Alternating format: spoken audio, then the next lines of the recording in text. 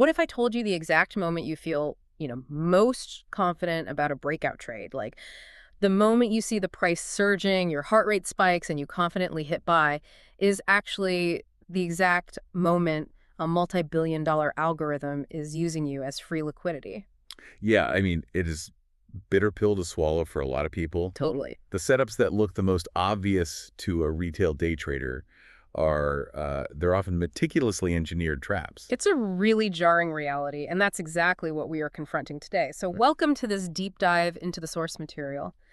We are unpacking the core methodology of inner circle trader, which is widely known as ICT. Right. And for anyone who has ever stared at a naked trading chart, just the sea of red and green candlesticks, it feels like looking at murky water. Oh, absolutely. It's incredibly overwhelming. Right. So our mission for this deep dive is to cut through that noise. We're looking at how you can extract a highly specific target, which is just 20 pips per day. Just 20. Yeah.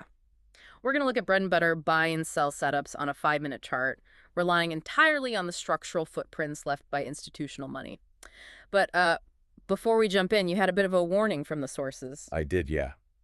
Because before we go any further, Mhm. I need to bring in a harsh reality straight from the source material. Hit me. It is vital to understand this up front.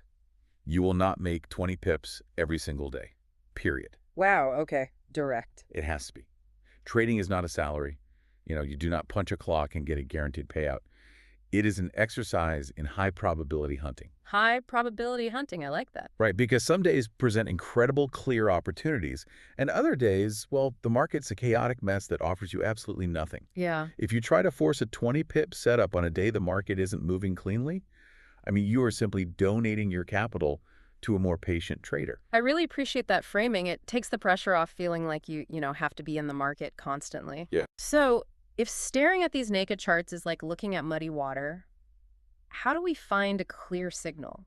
Because it turns out we have to start by looking for where the market is quietest. Yes. I want to talk about the Asian session setup. The Asian session is fascinating because it is notorious for being a really tight consolidation. Just a flat line, basically. Yeah, usually a narrow, quiet range. Right? And because the volume is lower, traditional retail traders often just ignore it entirely. They're asleep, mostly. Right. But if you are trading yen, Aussie, or Kiwi crosses, there is a very methodical 20-pip setup you can hunt for. And this usually executes before midnight New York time. Wait, okay, so if we are trying to trade the current Asian session, why does the source material tell us to start our analysis by looking backward at what New York did hours ago? Because you need to know where the traps are laid. Okay, that feels totally counterintuitive, though. I know, but here's how it works. You drop down to a 5-minute chart, and you look for a short-term high or a short-term low that formed late in the previous New York session. Like right before the Asian market opened. Exactly. You are mapping the boundaries. Yeah. What you really want to see is the price eventually creeping up and probing just above that old New York high. And this is where the psychology flips, right? Because our retail trader sees the price break above that old high and thinks, oh, breakout. Right. They think the market is rallying. I need to buy right now. But smart money, the major banks and algorithms, they're seeing a totally different landscape. They just see an open float of liquidity. Okay, hold on. I want to stop you right there at that word, liquidity. Sure. It feels like Wall Street jargon that just gets thrown around on forums to make people sound smart. Oh, it definitely is used that way. Right. So what does liquidity actually mean for a guy sitting at home on his laptop trying to read a chart? Let's break down the mechanics of the market. Every buyer needs a seller, and every seller needs a buyer. Basic economics. Right. So if a massive institution wants to sell short, say $500 million of a currency, they cannot just click a sell button. Because there aren't enough buyers. Exactly. There are not enough buyers at that exact price to fill the order. If they force it, they will crash the price and ruin their own entry. Oh, I see. They need a massive pool of buyers to absorb their sell order. So where do they find all those buyers? They look at where retail traders place their stop losses. Oh, wow. Yeah. If a retail trader is currently shorting the market, they're going to place their protective buy stop order just above the most recent high. Because that's what every textbook teaches you to do. Exactly. So just above that old New York high, there is a massive concentrated cluster of automatic buy orders just resting on the broker servers. And that is liquidity. That's liquidity. It's an open buffet of buyers. Okay, let's unpack this. So the major institutions intentionally drive the price up to break that high, just to trigger all those retail buy stops. Yes, they trigger the stops. So the retail traders are literally forced to buy, and the institution gladly sells their massive position into that buying frenzy. That is the exact mechanism. They're literally using retail stop losses to fill their own plates. That is wild. And once the institution's massive sell order is filled, all that buying pressure evaporates, and the price immediately drops back down below the line. So the breakout was a total illusion. 100%. And the source material calls that false breakout turtle soup, which is honestly a great visual. It is. Retail buys the strength, but we want to do the exact opposite. We want to fade the breakout. Yes. So for our execution rules, the moment the price sweeps above that old high on the 5-minute chart and starts to reject, we sell short. But the targeting here is incredibly strict, according to the notes. Extremely strict. The rule is a fixed 20-pip target and a fixed 20-pip stop loss. So a 1-to-1 ratio. Exactly. You are not trying to catch a 100-pip mega trend in the Asian session. Because the volume isn't there anyway. Right. You are capitalizing on a brief, manufactured manipulation. You grab your 20 pips from the liquidity sweep and you get out. So no trailing stops. No trailing stops, no scaling out of the position, just 20 for 20. Very surgical and disciplined. Okay, so that handles the quiet Asian range. But what happens when the volume floods in? Then the game changes a bit. Right. Let's say you are awake and trading the major pairs during the most volatile part of the day. We are moving from the quiet Asian session to the explosive New York Open. Yes, the New York expansion setup. The sources say this one is universally applicable to all pairs, right? It is, but it requires extreme patience. It is valid up to 10:00 a.m. New York time. Okay. But the core premise relies entirely on what happened while most of the U.S. was sleeping. We need to look at the London session. What are we looking for there? Assuming we anticipate a bullish, upward moving day, we want to see that London has already dropped down and established the daily low. Okay, so London creates a big low, starts rallying, and then New York opens. And naturally, as New York opens, the price starts to retrace downward. Yes, it dips. And it dips and breaks a short-term 5-minute low. That dip is the critical moment. Right. Because when New York pushes below that 5-minute low, the retail trader looks at the chart, sees a red candle breaking support, and panics. They assume the daily trend is collapsing. Exactly. Yeah. So they sell on weakness. Here's where it gets really interesting, though, because that is exactly what the algorithms want them to do, right? Yep. We are looking at that exact same red candle on the chart, but instead of seeing a breakdown, we are seeing a discount.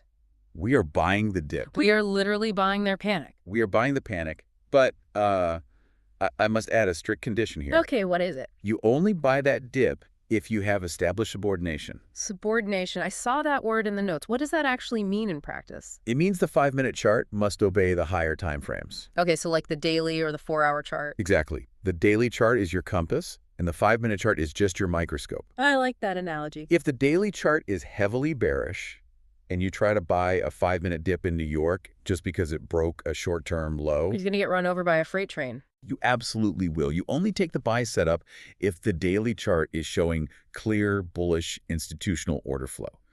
The 5-minute chart is subordinate to the daily. That makes total sense. You need the macro wind at your back. So we buy the 5-minute dip, but where are we aiming? The sources mention targeting the ADR. Yes. What is the ADR and how do we use it to get our 20 pips? ADR stands for average daily range. It is a really simple calculation. It's just the 5-day average of how far a specific pair moves from its absolute high to its absolute low in a single day. Okay, give me an example. Let's say the euro-dollar pair moves an average of 80 pips a day. Right. If London has already established the low of the day, you can mathematically add 80 pips to that low, and that projects exactly where the high of the day is likely to be. That's super helpful. That gives you a literal target on the chart. It does. But there is a massive warning in the notes about this. The pro tip is to never, ever wait for the exact ADR limit to be hit. You want to take your profits about 15 pips before the projected ADR line. Why leave money on the table if the math says it should go there? Because efficiency is more important than greed. That's a good quote. Data feeds across different retail brokers. They vary slightly. Your specific chart might show the price hitting the ADR limit, but the actual interbank market might fall a few pips short. Oh, and if you hold out for that absolute last drop of the move. The price could completely reverse and wipe out your entire gain. Ouch. Securing the win 15 pips early ensures you aren't held hostage by microscopic data discrepancies. Okay, so we have the Asian sweep and we have the New York dip. Those are our two 20-pip setups. Yes. But I want to dig deeper into the actual mechanics. What creates these tradable moments on the chart? Because the sources use terms like price engines, Right. specifically offset accumulation and redistribution. Those are the underlying mechanical forces behind everything we've just discussed. So what does offset accumulation actually look like? Let's be clear about the action. If a major institution wants to accumulate a massive long position at a discount, they can't just buy it at the current price. Because they'd spike the price too early. Exactly. They have to create sellers. So they drive the price down below an old low to trigger retail sell stops. To create panic. Yes. They are using that avalanche of forced retail selling to offset or build their own massive buy orders at a really cheap price. And redistribution is just the exact inverse of that. Precisely. They drive the price up into a premium level, a really expensive price, to establish new short entries. So they redistribute their holdings to willing retail buyers right before dropping the market. Yes, these are the engines that create your bread and butter trades. And the sources emphasize these setups are fast. I mean, you are in and out. Very fast. They should only last about 1 to 2 hours maximum. Targeting 15 to 30 pips with a strict 1-to-1 risk-to-reward ratio. That's the golden rule. But to find these entries, you really have to be able to spot two very specific structural footprints on the chart. Yes, you do. Order blocks and fair value gaps. Okay, let's tackle order blocks first, because I think a lot of people confuse them with basic support and resistance lines. They absolutely do, and it's a huge mistake. A traditional support line is just an arbitrary zone where the price bounced a few times in the past. Right. An order block is a highly specific footprint of institutional capital injection. So what does that actually look like on my screen? Imagine you are looking at a chart. You see 3 tiny, slow red candles moving downward. Okay, nice and quiet. Then suddenly, boom, a massive green candle explodes upward, completely breaking the structure of the chart. So what physically happened in that millisecond? A bank just dropped $1 billion. Wow. That massive surge didn't happen because retail traders on Reddit all clicked buy at the exact same time. Right, that's not retail volume. It happened because an institution executed a gargantuan order. Okay. In a bullish scenario, the true order block is that specific, exact last down candle right before the massive upward surge. So that last little red candle. Yes. That red candle marks the precise origin point of the algorithm's injection. Basically, an order block is the literal footprint of a whale entering the market. Exactly. So when the price eventually drifts back down to that specific candle, we know a massive buyer is defending that exact price point. That completely takes the guesswork out of drawing arbitrary trend lines. It does. It gives you a highly specific zone. Okay, so what about the other footprint, the fair value gap, or FVG? Think of a fair value gap like a sudden tear in a vacuum-sealed bag. A tear in a bag. Yeah. When the price rockets up or down so violently and so fast, it leaves a literal gap in the price action. Just empty space. Exactly. Yeah. Imagine a massive green candle where only buyers participated. It moved so fast that no sellers had time to step in and offer their positions. Which creates a massive imbalance. And the market absolutely hates an imbalance. Because it's inefficient. Right. That gap acts exactly like a vacuum. It naturally pulls the price back down to fill that empty space. To offer fair value to the sellers who were skipped over during the initial surge. You got it. I love that visual. So an order block is the literal footprint of a whale entering the market, showing us exactly where to place our entry limit order. Yes. And the fair value gap is the vacuum showing us why the price is being pulled back to that area in the first place. What's fascinating here is how spotting these two footprints gives day traders the confidence to know exactly where to place their trades. It shifts your whole perspective from guessing to just, like, observing mechanical delivery. It really does. But identifying the where is only half the battle. Right. The secret sauce that actually makes these 20-pip setups work is the when. The clock is your boss. Always. The sources put massive emphasis on time of day, specifically the ICT kill zones. You have to master the clock. Because it seems like if you try to force a setup outside of these windows, even if you see an order block and a fair value gap, you are just spinning your wheels. Oh, you are falling into a trap. Without the injection of institutional volume, the market will just enter a slow, grinding consolidation. Just drifting sideways? Yeah, it will slowly bleed your account through 1,000 tiny cuts. You have to wait for the major players to clock in. Let's break down the three main kill zones then. The first is the London Open, and the sources describe this as highly manipulative. It is. It frequently sets the absolute high or low of the entire day. And it does so through a very specific maneuver called the Judas swing. Yes. So if you've ever bought a morning breakout, watched it immediately tank, gotten stopped out for a loss, and then watched it reverse and go straight to your original profit target without you. You have been a victim of the Judas swing. It is the worst feeling. It is a painful experience, but it is entirely by design.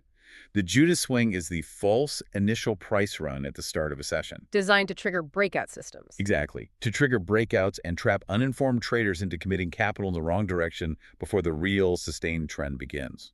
So if the algorithm intends to drive the market up all day, the Judas swing will be a sharp, terrifying drop downward right at the open. It shakes the weak hands out, accumulates their sell stops at a discount, and then the true rally begins. Brutal.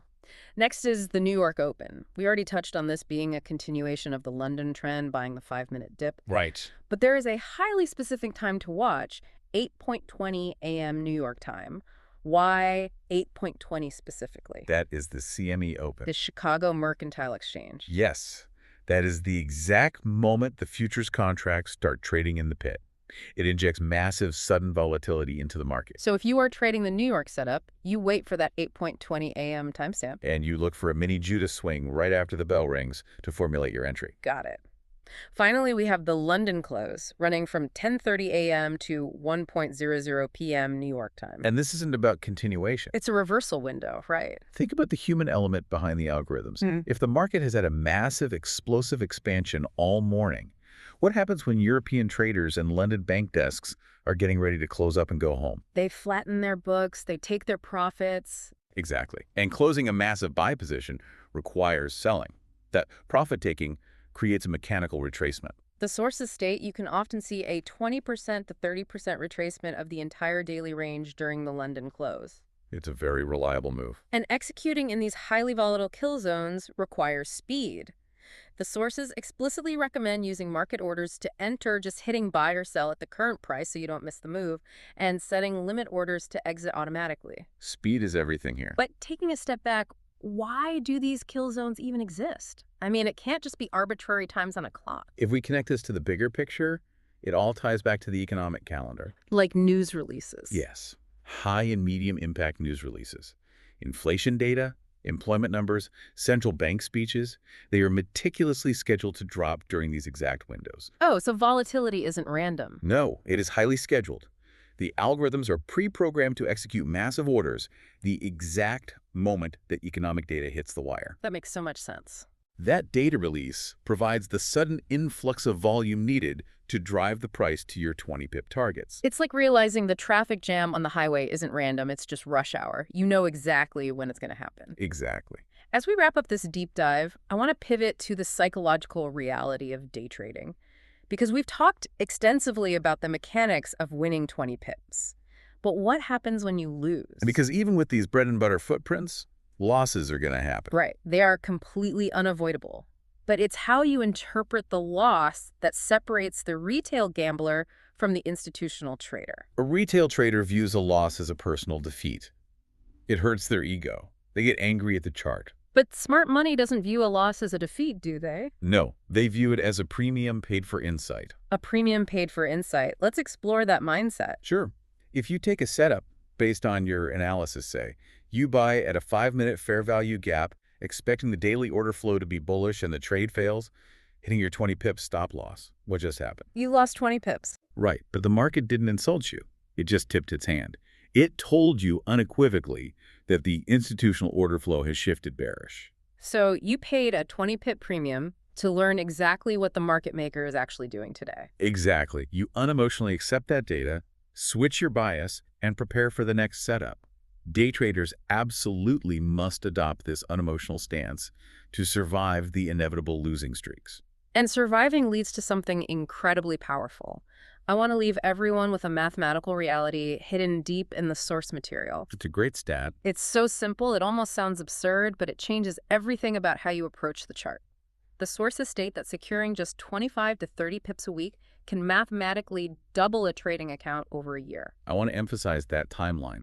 Not 30 pips a day, 30 pips a week. Let's actually do the math on that. If you are hunting a single 20-pip setup, you only need one, maybe two successful trades across an entire 5-day trading week to hit that target. That's it. Which means the anxiety of trying to hit a 100-pip home run every single day, staring at the screen for 10 hours, is actually the exact thing keeping retail traders broke. The pressure to overtrade destroys capital. Totally. When you realize that 30 pips a week is enough to yield a 100% annual return, it completely removes the desperation. You stop gambling on every minor fluctuation. And you start waiting patiently for the perfect high-probability footprint. So here is the question for you to mull over as you look at your next chart.